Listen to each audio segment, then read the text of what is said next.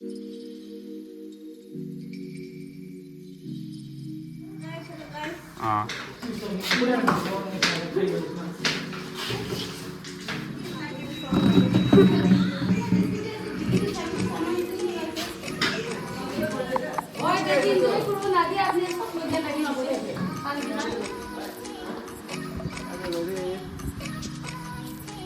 भयो? I'm feeling fresh.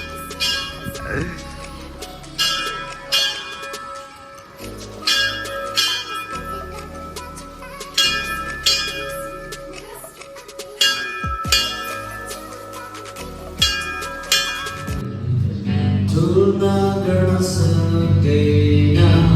पृथ्वी र सागरले तपाईँको सत्यतालाई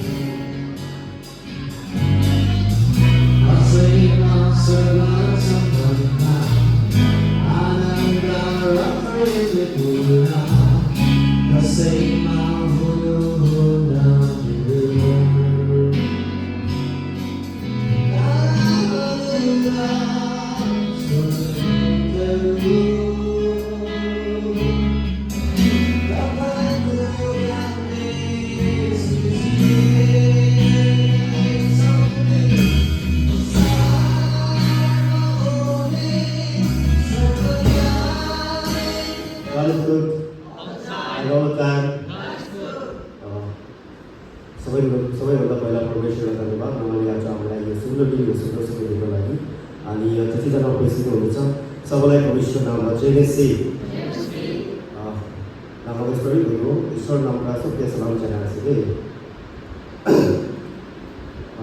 आजको प्रोग्राम सुरु गर्नको लागि म एउटा वचन पढ्दैछु Psalms chapter 100 verse 4 and 5. Enter into his gates with thanksgiving and into his courts with praise. Praise the Lord. God is good All the time. all the time. God is good. सबभन्दा पहिला हाम्रो जुदा परमेश्वरलाई धन्यवाद छ उहाँले यो दिन यो राम्रोसँग हामीले दिनुभएको लागि अनि आज हाम्रो आजको स्पिकर हाम्रो बोर्ड मेम्बर्स अनि हाम्रो मण्डली परिवार कतिजना आज उपस्थित हुनुभएको छ हाम्रो स्पेसल प्रोग्राममा सबैलाई यीशु ख्रीष्टको नाममा जय मसीह सबभन्दा पहिला हाम्रो यो म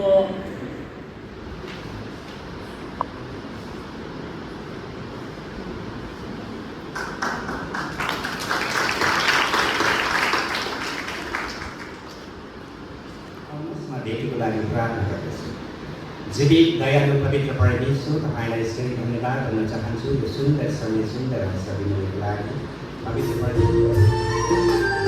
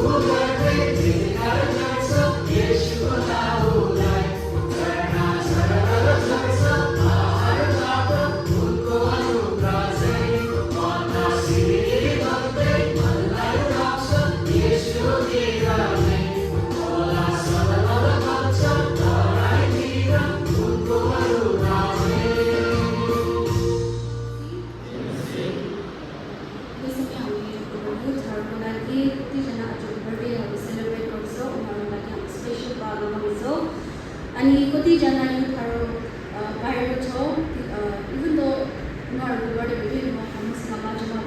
आउनुभएको छैन किनभने उनीहरू कामको लागि सर्भिसको लागि बाहिर हुनुहुन्छ। किनकि उनीहरूको लागि हामी स्पेसली प्रार्थना गर्छौँ। म नाम भनिदिन्छु, रुथ शर्मा।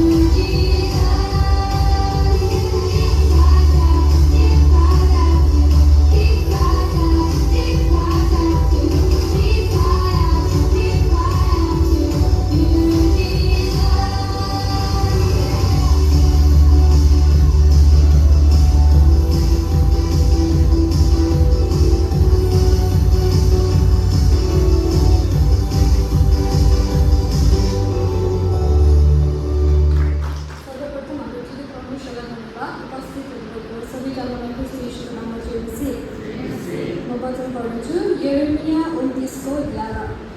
किनभने जुन योजनाहरू मैले तिमीहरूका निम्ति बनाएको छु ती म जान्दछु परमप्रभु भन्नुहुन्छ ती तिमीहरूका उन्नतिका निम्ति हुन् नोक्सानीको निम्ति Hallelujah, Father, तपाईँलाई धन्यवाद दिन चाहन्छु त्यसरी गीत सङ्गीतको लागि प्रभु र यी सबै उपहारहरू चाहिँ तपाईँको वचन सेयर गर्नु लागि तपाईँले मलाई चलाउनुहोस् अनि यो वचनद्वारा सबैको जीवनमा तपाईँले आशिष गर्नुहोस् भन्ने माग्छु प्रभु येशू ख्रिस्टको नाममा आमेन।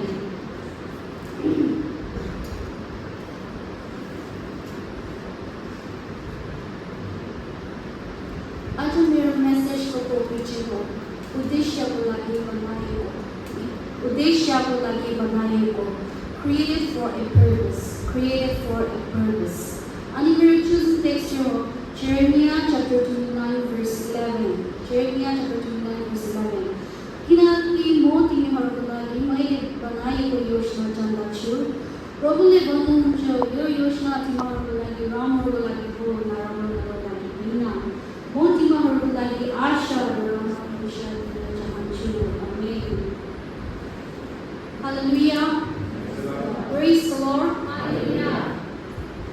आज हामी Jeremiah chapter 29 verse 11 को कुरा बुझ्नभन्दा अगाडि यो कुरा किन लेखेको तपाईँ र म बुझ्नुपर्छ। जब हामी यो बेलाको कन्टेक्स्ट अनि यो बेलाको ब्याकग्राउन्ड जब हामी हेर्छौँ यहुदा मान्छेहरू एकदम दुःखको समयमा थियो भनेर हामी हेर्न सक्छौँ किनभने उनीहरू परमेश्वरको कुरा मानेन किनभने उनीहरूले परमेश्वरलाई डिसअबे गरिरहेको थियो त्यसैले उनीहरूको सहर जेरुसलम पनि नष्ट भयो अनि धेरै मान्छेहरूलाई के गर्यो बेबिलोन देशमा बन्दी बनाएर लग्यो अनि उनीहरू त्यो समयमा के भयो यहुदा मान्छेहरूको उनीहरूको घरबाट उनीहरू टाढा भयो है उनीहरू आफ्नो देशबाट टाढा भयो आफ्नो मन्दिरबाट टाढा भयो आफ्नो परिवारबाट टाढा भयो उनीहरूको सपनाहरू टुटेको थियो है उनीहरूको भविष्य चाहिँ एकदम अन्धेरा भएको जस्तो थियो अनि धेरै त्यस्तो बेलामा धेरै मान्छेहरू खुसीहरू सोध्नुभयो कि परमेश्वरले मलाई बोल्नुभएको छ कि परमेश्वरले आज मलाई बिर्सिनुभयो मेरो नाम खुसी गर्नुभयो कि परमेश्वर आज मेरो लागि पनि योजना छ कि हाम्रो जीवन आज यही पनि खतम हुनेछ खुसी गर्नु लाग्यो अनि त्यो बेलामा धेरै झुटो पर्फेक्टहरू फल्स पर्फेक्टहरू आएर उनीहरूलाई भन्नुभयो जल्दी सबै कुराहरू राम्रो हुन्छ एभ्रिथिङ विल बी फाइन भनेर उनीहरूलाई भन्नुभयो तर परमेश्वरले त्यही बेला जेरेमियाद्वारा सत्य कुरा भन्नुभयो उहाँले भन्यो कि यो बन्दी जीवन चाहिँ 70 इयर्ससम्म चल्नेछ 70 इयर्स यो कुरा सुनेको पछि त्यो यहुदा मान्छेले एकदम मन दुख्यो नि अनि उनीहरू एकदम दुःखी भयो हामी बाहिरमा हेर्न सक्छ अनि उनीहरूले सोच्यो कि अब सायद आफ्नो घर चाहिँ गएर पनि फर्किन सक्दैन मान्छेहरूको नजरमा हेऱ्यो भने सबै कुरा चाहिँ एकदम होपलेस जस्तो भएको थियो है सबै कुरा चाहिँ एकदम अब कहिले पनि हुन सक्दैन भएको जस्तो देखियो तर त्यही बेला परमेश्वरले भन्नुभयो म तिमीहरूको लागि राखेको योजना जान्दछु or I know the things I have for you यहाँ ध्यान दिएर हामी यो कुरा बुझ्नुपर्छ यहाँ परमेश्वरले भन्नुहुन्न कि तपाईँहरू मेरो योजना जान्दछु उहाँले भन्नु होइन त्यहाँबाट परमेश्वरले भन्नुभयो म जान्दछु परमेश्वरको उद्देश्य तपाईँहरू मेरो जीवनमा के हो कि आज परमेश्वरको उद्देश्य खालि हामी केवल बस्नु त्यो मात्र हो होइन यहाँ हेर्न सक्छौँ कि परमेश्वरको उद्देश्य यो हो कि उसलाई चिन्नु उसलाई माया गर्नु हामी ख्रिस्टतिर हामी आफ्नो जीवन चाहिँ अघि बढेर जाने है हामी अर्कोको बारेमा परमेश्वरको वचन गर्ने त्यो हो आज परमेश्वरको उद्देश्य धेरै मान्छेहरू सोच्छ कि हाम्रो लाइफ चाहिँ खालि डिग्री कमाउने जब पाउने पैसा कमाउने यही हो भनेर मान्छेहरू लाइफहरूको चाहिँ त्यसरी डिफाइन गरिरहेको छ तर के आज परमेश्वरको उद्देश्य यो हो कि आज परमेश्वरले तपाईँ र मेरो जीवनमा खालि डिग्री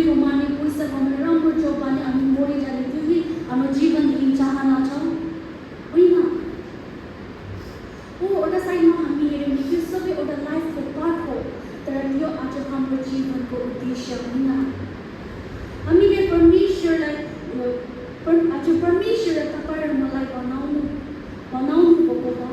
अनि तपाईँ र मलाई परमेश्वरले उहाँको लागि जिउनको बनाएको हो र यसैले आज हामीलाई आजको मेन मेसेजतिर हामी लिएर आउँछ उद्देश्यको लागि बनाउनु हो रिपिट गर्छु उद्देश्यको लागि बनाउनु हो मेरो पोइन्ट 1 मा छ तिम्रो परिस्थितिले तिम्रो उद्देश्यलाई डिफाइन गर्दैन जब हामी जेरेमिया च्याप्टर 29 verse 11 को फर्स्ट लाइन हुन्छ त्यहाँ भन्छ म तिमीहरूको लागि राखेको योजना जान्दछु त्यहाँ फर्स्ट स्टेन्जामा हामीले हेर्न सक्छौँ जब हामी त्यो समयमा हेरेको थियो हेर्नुहुन्छ इजरायल मान्छेहरू बेबिलोन देशलाई हेरेर एकदम दुखी देखेको थियो एकदम असफलता उनीहरू जीवन उनीहरूले देख्नुभयो तर परमेश्वर बेबिलोनलाई हेरेर एउटा तयारी देख्नुभयो मान्छेहरूले बेबिलोन देशलाई देखेर जन्जिर त्यो चेनहरूलाई देख्नुभयो तर आज परमेश्वरले त्यो बेबिलोन देश हेरेर एउटा उद्देश्य देख्नुभयो आज धेरै युथहरू आफ्नो सिचुएसनदेखि आफ्नो लाइफलाई हामी डिफाइन गरिरहेको हुन्छ नि हाम्रो एक्जाममा फेल भएको फ्रेन्डसिप टुटेको फ्यामिली प्रब्लम्स फाइनेन्सियल प्रब्लम्स हाम्रो प्रार्थनाको एन्सर नभएको त्यो सबै कुरा चिजको प्रब्लम्सहरू लिएर मेरो लाइफ त अब यस्तै छ भनेर हामी डिफाइन गरिरहेको हुन्छ तर एउटा कुरा तपाईँ र म हमेसा याद राख्नुपर्छ आज परमेश्वरको उद्देश्य हाम्रो प्रेजेन्ट सिचुएसन भन्दा धेरै ठुलो छ आज हामीहरू महिलाको प्रेजेन्ट सिचुएसनले ईश्वरलाई पर्पस खुसी हुनुपर्छ जब हामी जेनेसिस च्याप्टर 37 देखि आगे हामी हेर्छौँ त्यहाँ हामी जोसेफको कहानी पढ्छौँ नि कसरी जोसेफको एउटा राम्रो एउटा केटा थियो अनि एक दिन परमेश्वरले उसको जीवनमा एउटा ड्रिम दिनुभयो कि एक दिन ठुलो लिडर उसलाई यसरी देखाउनु भयो अनि जब ऊ सपना देखेपछि उसको आफ्नो दाइहरूले उसलाई चेलेन्ज भएको थियो नि उसलाई हेर्ने मन गरेर यस्तो भएको थियो अनि उसलाई खाल्टोमा पनि फ्याँकिएको हामी कहानीमा हेर्न सक्छ अनि पिछिमा इजिप्टमा एज स्ल्याभ पनि उसलाई सेल गरिदिएको थियो बिकाइदिएको थियो के थाहा ऊ त्यस्तो समयमा यस्तो स्ल्याभको काम गर्दाखेरि उसले यस्तो पनि सोच्यो होला आज जसले कि परमेश्वर तपाईँले मलाई दिएको सपना चाहिँ आज के भयो मेरो यस्तो खुसी पनि परेको अनि जब उसको लाइफमा हामी जब कहानीले देखेको त्यो सिचुएसन हेरेर त्यो सबै कुरा परमेश्वरले पुरा गर्नुभयो अनि मानिसले खराब इन्टेन्सनले गरेको काम चाहिँ त्यो सबै परमेश्वरले राम्रोमा बनाइदिनुभयो हामी आज जस्तै त्यो जीवनले हामीलाई के सिकाउँछ त्यो खाल्टो उसको अन्त थिएन त्यो चेन उसको अन्त थिएन किनभने आज परमेश्वर तपाईँहरूको उमेरहरूमा आज परमेश्वरले तपाईँ र मेरो एजहरूमा र अनि तपाईँहरूको मिडिरहेको हुन्छ कहिले कहिले हामी आफ्नो उमेर हेरेर एकदम निराशा हुन्छ नि हामी सोच्छौँ कि म अहिले पनि नानी छु म कसरी परमेश्वरको काम गर्ने म पछि ठुलो भएपछि म काम गर्छु हामी एक्सक्युज पनि गरिरहेको हुन्छ अनि कसैको म अहिले पढाइ गर्छु म पैसा कमान्छु म अलिक एक्सपिरियन्स भएपछि म सेवा गर्छु भनेर भनिरहेको हुन्छ तर आज डेभिडको जीवनलाई हामीलाई यही सम्झाउँछ कि परमेश्वर आज खास उमेरहरू हुँदैन आज परमेश्वर तपाईँ र मेरो अलग हातहरू हुन्छ डेभिड ऊ राजा भएपछि मात्र परमेश्वरलाई सेवा गर्छ ऊ पर्खेको थिएन जब ऊ बेलाहरू हेर्दै थियो ऊ ती सेवा पनि परमेश्वरको सेवा गरिरहेको थियो अनि हाम्रो लागि त्यो कुरा नै एकदम सत्य हो आज तिमी अर्को बर्थडेको लागि वेट गर्नु हुँदैन तिमी ठुलो हुनको लागि वेट गर्नु हुँदैन तिम्रो जीवन चाहिँ एकदम पर्फेक्ट हुनुको लागि तपाईँहरूमा वेट गर्नु पर्दैन आज परमेश्वरले तिमी अहिले जता छौ त्यहीबाट तपाईँहरूको लागि खुस हुन्छ